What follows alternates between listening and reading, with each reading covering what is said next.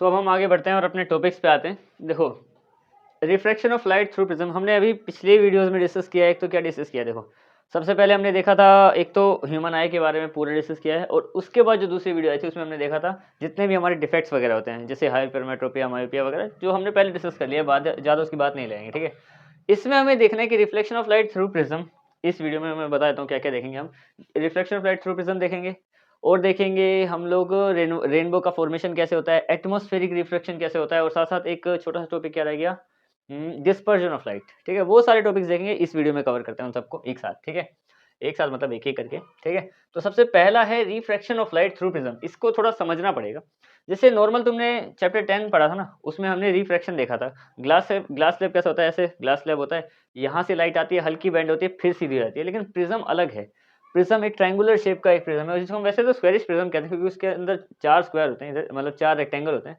लेकिन अब देखो इसको समझते कैसे हैं कि हम पूरा डायग्राम बनाएंगे, एक एक एंगल सब कुछ समझेंगे एक एक करके। देखो ये मान लो हमारे पास प्रिज्म है, ये है प्रिज्म, ठीक है। थोड़ा समोसे जैसा बन गया, नोक बन गई इधर। ये प्रिज्म है हमारा, ठीक है। अब देखो इसके अंदर हमें क्या देखना है, रिफ्लेक्शन ऑफ लाइट देखनी है। अब देखो सीधी सी बात है कि ये तो है एयर, यहाँ पे ये कौन सा है रीजन, एयर का रीजन है। अब एयर क्या होती है, एयर होती है रेयर एयर। रेयर एयर यानी कि लाइट इजीली ट्रेवल कर जाती है। वहाँ क्या है, वहाँ पे भी एयर है, ये भी एयर है, यानी कि ये भी रेयर एयर है। रेयर एयर मतलब जहाँ पे लाइट इजीली ट्रेवल कर जाए। और ये क्या है, ये ग्लास है, कांच होता है प्रिज्म, ठीक है।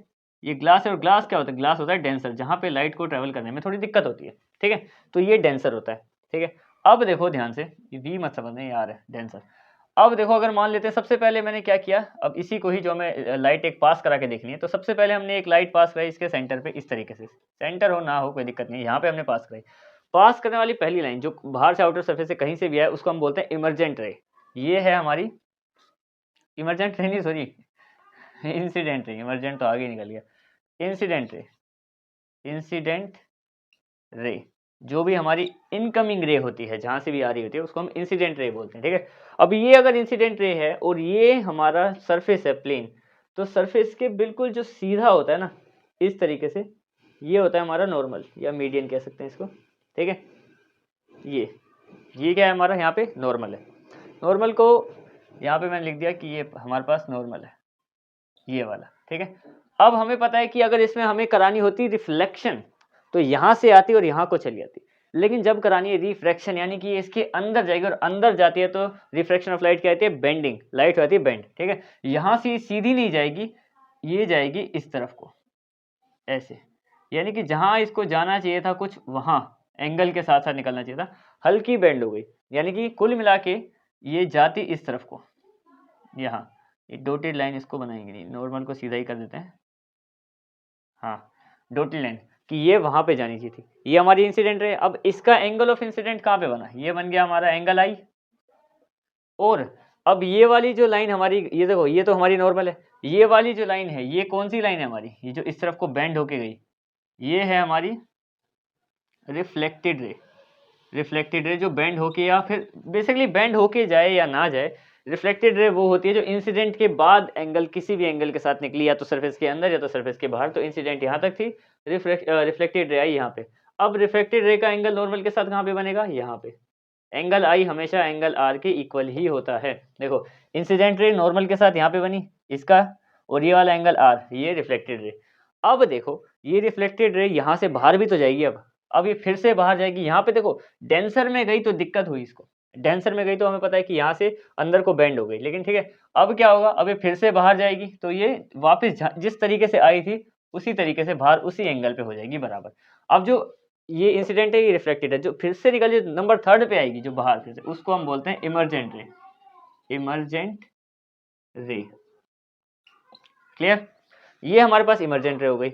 और यहाँ पे angle of emergence, angle of emergence कहाँ पे बनेगा, ये देखो इंसिडेंट रे यहाँ पे आ गई, रिफ्लेक्टेड यहाँ पे आ गई, हाँ। तो अब हम देखेंगे, ये हमारे पास बन गया angle of emergence, angle of incidence, angle of refraction ही कहेंगे इसको। और ये बन गया हमारा एंगल ऑफ इमरजेंस। इमरजेंस जो है वो ये बता रहा, शो कर रहा है कि देखो प्रिज्म में किस तरीके से लाइट चलती है। नॉर्मल हम प्लेन मिरर पे करते हैं, यहाँ से आती है सीधी चली जाती है, मतलब सीधी क्या, उसी एंगल के साथ जितने पे आई, नॉर्मल को ध्यान में रखते हुए। लेकिन जब हमने देखा कि अब ये रेयरर से डेंसर में गई तो बेंड हो गई, फिर डेंसर से फिर से रेयर में जाएगी तो बेंड तो होगी। अगर मान लो डेंसर से यहाँ पे फिर से मैं शीशा ही रखता तो फिर वो सेम एंगल पे आती, कोई बेंडिंग नहीं होती लाइट में, ठीक है। लेकिन यहाँ पे क्या था, रेयर डेंसर हल्के एंगल में बेंड हुआ, फिर से अब ये फिर से डेंसर से रेयर यानी कि फिर से चेंज हुआ, तो सीधे जाने के बजाय फिर से बेंड होना ही पड़ा इसको।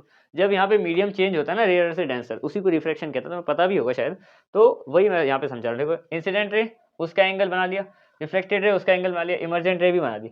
अब हमें ये देखना है कि टोटल एंगल ऑफ डेविएशन क्या है। देखो यहाँ पे टोटल एंगल ऑफ डेविएशन भी निकालना पड़ेगा हमें कि कितना हो गया डेविएट, ये तीन सरफेस के चेंज होने पे, रेयर डेंसर फिर से रेयर, तो कितना हुआ। असल में ये लाइन जानी चाहिए थी इस तरफ को, ठीक है, कहाँ पे, इस तरफ को। और इस एंगल के हिसाब से देखिए तो ये लाइन गई इस तरफ को, ये यहाँ इस जगह से, ठीक है। ये वाला रिफ्लेक्टेड रे का हल्का सा मैं साइन मिटा रहा हूँ यहाँ पे, तो ये लाइन इस तरफ को जानी चाहिए थी और गई लाइन किस तरफ को, इधर को। तो कितना आया डेविएशन, इतना डेविएशन आया। जो लाइन सीधी जा रही थी वहां पे और जो लास्ट में निकली यहाँ से, थोड़ा ये टेढ़ा हो गया होगा, कोई बात नहीं, इसको थोड़ा एंगल के हिसाब से ही कर लो, तुम स्केल से बना सकते हो, तुम इसको इसी के हिसाब से बना देता हूँ मैं थोड़ा, ये इस तरफ को चली गई, ठीक है, एंगल ई।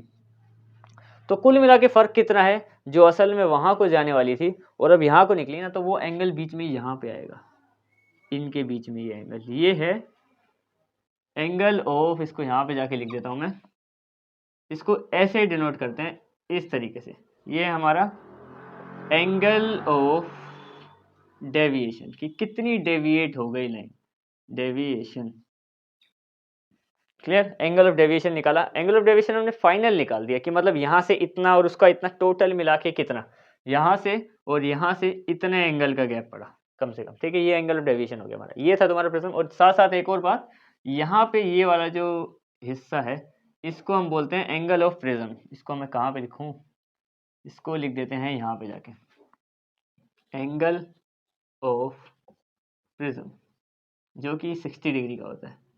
इक्विलेटरल ही है वैसे भी, प्रिज्म काफ़ी क्या बराबर ही होता है चारों साइड से, इसलिए 60 डिग्री, ठीक है। ये है सारी बातें जो तुम्हें जाननी थी कि जब लाइट एक पास होती है इस तरीके से, क्योंकि इतने सारे जाके डेंसिटी चेंज होंगी वहाँ पे, पहले रेयर है, आराम से लाइट ट्रैवल कर रही है, सीधी जा रही है, फिर डेंसिटी चेंज हुई तो बेंड होना पड़ा, फिर से यहाँ पे पहुंची, फिर से चेंज हो गई और बेंड होना पड़ा। तो टोटल जो डिफरेंस आया वो है हमारा, टोटल ही निकालना होता है वैसे हमें, ये है एंगल ऑफ डेविएशन, ठीक है। अब दूसरा टॉपिक देखते हैं, इसको तुम पीछे करके भी देख सकते हो, नहीं समझ में आया तो आराम से देखते रहना, आराम से समझ में आ जाएगा। आगे देखते हैं, अब अगला टॉपिक है हमारा dispersion of light. Dispersion of light भी इजी है, लेकिन जो इस चैप्टर को इंटरेस्टिंग बनाते हैं ना वो सारे क्वेश्चन, आसमान का कलर नीला, ये सब जितने भी कलर वगैरह हैं, और सूरज शाम के समय लाल दिखता है, दोपहर के समय हमें पीला दिखता है, क्यों दिखता है, वो सारे interesting question.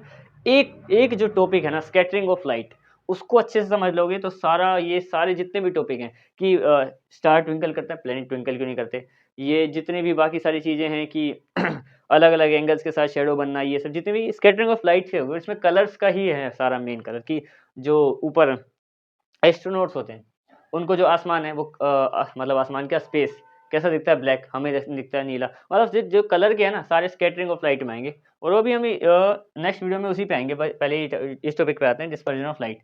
Dispersion of light का डेफिनेशन देखो सबसे पहले, when white light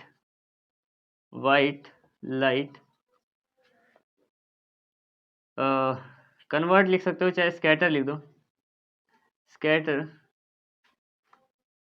into spectrum भी लिख सकते हो, या फिर ऑल 7 कलर्स ऑफ रेनबो भी लिख सकते हो,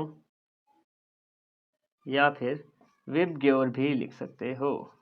ये सब एक ही बात है, स्पेक्ट्रम भी वही सातों रंग, ऑल 7 कलर ऑफ रेनबो, या फिर VIBGYOR, violet, indigo, blue, green, yellow, orange और रेड, ठीक है, विबग्योर।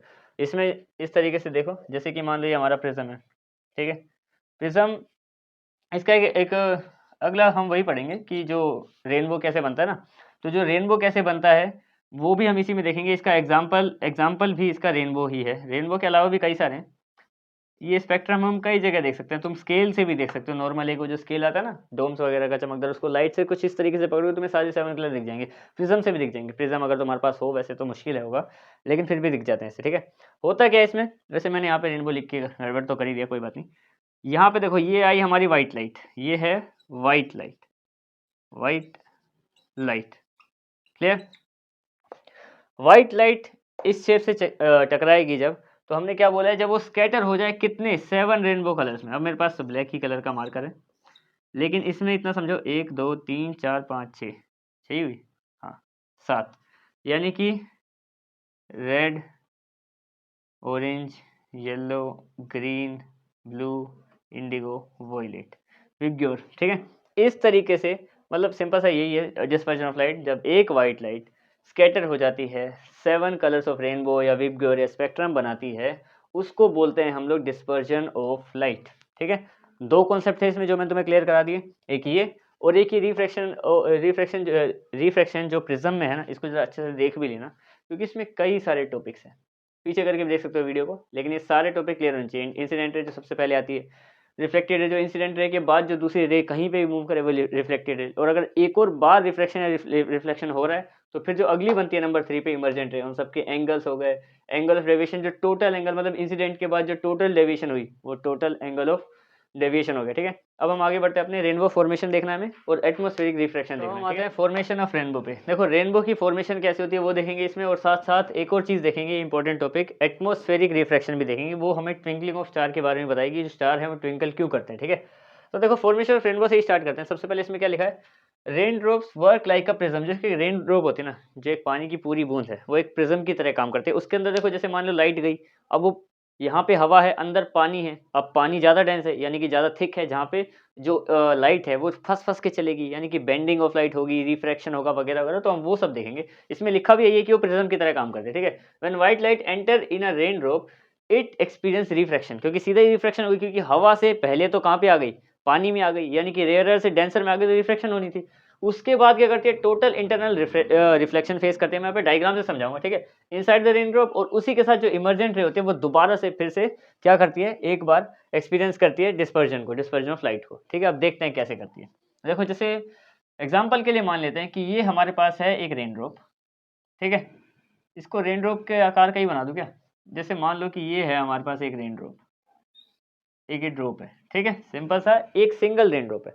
अब मान लेते हैं कि यहाँ से ना हमारे पास एक लाइट आई, जिसको हम नॉर्मल वाइट लाइट कहेंगे, जो सन की नॉर्मल रे है, वाइट लाइट। सन वाइट लाइट ही प्रोवाइड करता है, तुम्हें येलो लगती है उसके भी रीजन बाद में बताऊंगा, ठीक है। तो ये एक वाइट लाइट आई, ठीक है, नॉर्मल रे है ये सन की रे, ठीक है, यहाँ पे आएगी। अब यहाँ पे तो है एयर, यहाँ पे क्या है, एयर, जो कि है रेयरर, जहाँ पे चलना ईजी है, रेयरर। और जब बात करें इसकी, एयर में ई आएगा, जब बात करें इसकी, अब ये है वाटर, ये क्या है, ये है water, water which is dense, denser then air होता है, यानी कि यहाँ पे चलना उसके लिए मुश्किल है। अब यहाँ पे ऐसी कंडीशन में क्या होती है, यहाँ पे होती है बेंडिंग ऑफ लाइट, ये लाइट बेंड हो गई। असल में देखो होना क्या था, यहाँ पे यहाँ से आई, और अगर नॉर्मल ये ऐसा सरफेस होता तो यहाँ पे रिफ्लेक्ट बैक कर जाती तो रिफ्लेक्शन होता। अब यहाँ पे सबसे पहले ही क्या हो गया, यहाँ पे रिफ्रैक्शन हो गया, क्यों, क्योंकि डेंसिटीज में फर्क आ गया, ये रेयरर वो डेंसर, मोर डेंसर देन इस। अब देखो ये जो है, यहाँ पे क्या हुआ, डेंसिटीज में फर्क आया। अब साथ साथ हमने एक और चीज पढ़ी थी अभी, डिस्पर्जन ऑफ लाइट। अब जैसे प्रिज्म टाइप्स की शेप्स में जब भी हम एक व्हाइट लाइट को पास करते हैं, तो तुमने ऐसे एक्सपेरिमेंट देखे होंगे, प्रिज्म में लाइट गई ग्रीन कलर की वगैरह, तो ऐसे करके बेंड होके चले गए, इधर उधर निकल गई। लेकिन जब व्हाइट लाइट को करते हैं तो वो रंग बिरंगी हो जाती है, हमें पता है 7 कलर्स में जाती है, ठीक है। तो यहाँ से वो 7 कलर्स बन जाएंगे इस तरीके से, ठीक है। मान लो यहाँ पे 7 कलर बन गए, क्योंकि ये तो देखना ही था, इसमें दो फिनोमिना लगे, यहाँ से डिस्पर्जन ऑफ लाइट भी हुआ, ठीक है, क्योंकि रेयरर से डेंसर में गई है और व्हाइट लाइट है इसलिए, ठीक है। और दूसरा रिफ्रैक्शन हुआ, क्योंकि रिफ्रैक्शन में क्या, रेयरर से डेंसर में आती है, लाइट बेंड होती है, बेंड हो गई हल्की सी। अब क्या हुआ, यहाँ से ना ये लाइट इधर को वापस आएगी, ये सातों के सातों कलर वापस आएंगे इस तरफ को दोबारा, यहाँ से। अब ये वाला जो फिनोमिना है, यहाँ पे ये वाला जो हिस्सा है, ये क्या चीज़ है, देखो हमें पता है कि यहाँ पे रेयरर से डेंसर में जाती तो रिफ्रैक्शन होता है, लेकिन यहाँ से पानी में ही रह गई, ध्यान से समझो, पानी से पानी में, यहाँ पे भी पानी था, पानी से टकराई, पानी में ही है अभी भी, तो रिफ्लेक्शन हुई, तो इसको हम बोलते हैं TIR, टोटल इंटरनल रिफ्लेक्शन। क्योंकि देखो रिफ्लेक्शन तो समझ में आ गया, टोटल का मतलब पूरा का पूरा इंटरनल, अंदर ही अंदर रिफ्लेक्शन हुई, क्योंकि पानी से पानी में ही रही, यानी कि एक बार यहाँ पे फेस किया क्या, रिफ्रैक्शन, रिफ्रैक्शन के लिए आर लिख देता हूँ, रिफ्रैक्शन, और यहाँ पे TIR यानी टोटल इंटरनल रिफ्लेक्शन हुआ। रिफ्लेक्शन क्यों? क्योंकि पानी से पानी में ही रही। अब देखो दोबारा बाहर जाएगी, अभी इमर्जेंट रे जो है ये दोबारा बाहर जाएगी इस तरीके से, तो ये फिर से क्या करेगी? डिस्पर्स करेगी। इस तरीके से ज़्यादा लाइन्स बन गई, ठीक है? अब यहाँ पे क्या है, ये हर एक जो ड्रॉप है एक रेनबो क्रिएट कर देगी। जब बारिश होती है ये काम तभी हो पाता है। जनरली जब बारिश हो या फिर नेचर में ह्यूमिडिटी हो, जहाँ पे पानी है, पानी से टकराएगी तभी कुछ ये 7 कलर्स में बनेगी, क्योंकि देखो व्हाइट लाइट है, एयर के मॉलिक्यूल्स अगर हवा में हैं, तो एयर तो व्हाइट लाइट को कभी भी ऐसा नहीं बोलते कि कलरफुल कर देती है। अगर एयर कलरफुल कर पाती तो हमें हर चीज़ कलरफुल दिखती, क्योंकि एयर तो हर जगह प्रेज़ेंट है। लेकिन हमें पता है कि डिस्पर्जन ऑफ लाइट कहती है कि व्हाइट लाइट जब भी एंटर करती है ऐसे वाटर ड्रॉपलेट्स में, तो वो 7 कलर में डिस्ट्रीब्यूट होती है। तो जब भी रेनिंग होती है उसके साथ कभी धूप आ जाए तो रेनबो इसलिए दिखता है, क्योंकि देखो व्हाइट लाइट है, हर एक बूंद पे जाके रिफ्लेक्शन हो रही है, हर एक बूंद पे, तो एक लंबा-सा एक आकृति बन जाती है जिसको हम कहते हैं रेनबो, ठीक है? तो ये उसी तरीके से है कि व्हाइट लाइट आएगी, रिफ्रैक्शन होगा, टोटल इंटरनल रिफ्लेक्शन होगा, फिर से दोबारा यहाँ पे रिफ्रैक्शन हो रहा है। क्यों रिफ्रैक्शन हो रहा है? क्योंकि अब पानी से दोबारा हवा में चलेगा। जब भी ये चेंज होते हैं ना डेंसिटीज़, तो उसको रिफ्रैक्शन बोलते हैं। जब सेम में ही रहती है पानी से पानी में, तो उसको रिफ्लेक्शन बोलते हैं, ठीक है? तो ये वाला हो गया कॉन्सेप्ट। अब आगे आते हैं हम लोग एटमॉस्फेरिक रिफ्रैक्शन पे। रिफ्रैक्शन, एटमॉस्फेरिक रिफ्रैक्शन हमें क्या बताता है? देखो एटमॉस्फेरिक रिफ्लेक्शन एक सिंपल सी चीज़ है, डेफिनेशन में तो मैं यहाँ पे लिखवाऊंगा ये भी। एटमॉस्फेरिक रिफ्लेक्शन का मतलब है कि एटमॉस्फेयर है ना, वो खुद भी रिफ्लेक्ट करता है चीज़ों को कई सारी, और इसकी डेंसिटीज़ भी हैं अलग-अलग। अब यहाँ पे पहले डेफिनेशन लिख देता हूँ, उसके बाद तुम्हें क्लियर हो जाएगा। यहाँ पे लिखेंगे it have many layers of different densities, different densities which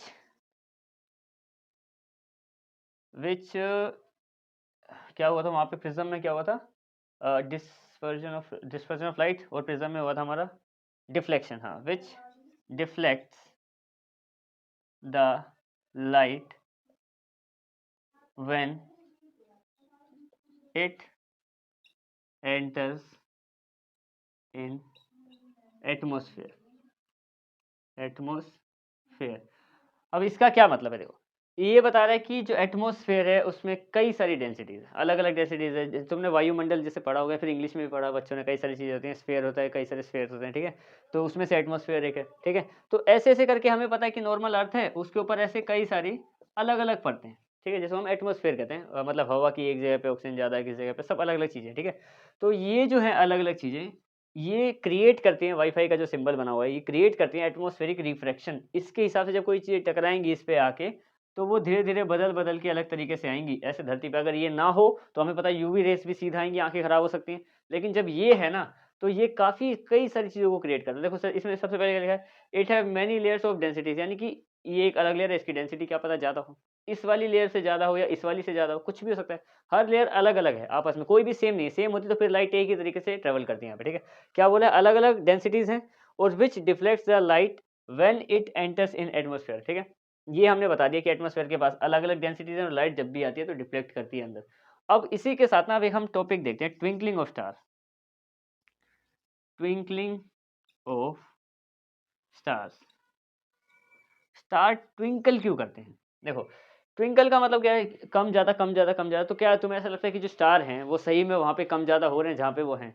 असल में रीज़न पूरा यही है एटमॉस्फेरिक रिफ्लेक्शन वाला, ठीक है? एटमॉस्फेरिक रीज़न क्या लिखते हैं इसका? Because universe have different densities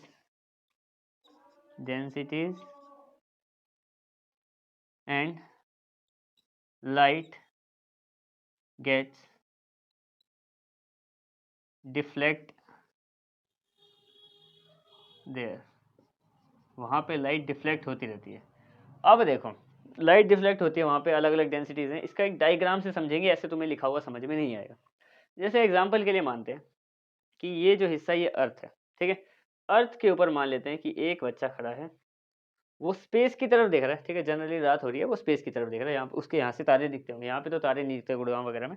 यहाँ पे क्या होता है, देखो मान लो यहाँ से देख रहा है वो स्पेस में उसको कहीं न कहीं ट्विंकलिंग ऑफ स्टार दिख रहे हैं, और हमें पता है स्टार्स बहुत बड़े होते हैं और साथ-साथ बहुत ही दूर भी होते हैं। ऐसा नहीं कि स्टार्स बहुत छोटे होते हैं। ये हमारे जनरली स्टार्स हैं और ये ट्विंकल कर रहे हैं। इसको तो लग रहा है कि भाई तारे चमक रहे हैं, कम ज़्यादा हो रहे हैं, कम ज़्यादा हो रहे हैं। लेकिन असल में होता क्या है? ये पहली बात तो ये है फार डिस्टेंस, इनका डिस्टेंस ही बहुत ज़्यादा है। डिस्टेंस बहुत ही ज़्यादा है, ये इंक्रीज़ का सिंबल है, बहुत ज़्यादा, बहुत दूर, ठीक है? अब ध्यान से समझने वाली बात क्या है कि अर्थ है, अर्थ के पास आएगा पहले उसका एटमॉस्फेयर, उसकी आँखों के बीच में जो-जो चीज़ें आ रही हैं, ठीक है? पहले आएगा एटमॉस्फेयर, ये है हमारी एटमॉस्फेयर की लेयर्स ही मान लो, कई सारी लेयर हैं, हमें पता है 6-7 लेयर हैं, ठीक है? तो ये आ गई एटमॉस्फेयर की लेयर्स, ये है हमारा एटमॉस्फेयर, एटमॉस्फेयर, ये हो गया। इसकी डेंसिटीज़ अलग हैं आपस में। उसके अलावा स्टार कितनी दूर हैं जहाँ-जहाँ से आ रहे हैं, डेंसिटीज़ डिफेक्ट करती हैं, टेम्परेचर डिफेक्ट करता है लाइट को, ठीक है? डेंसिटीज़ देखो 2 चीज़ें डिफेक्ट करती हैं।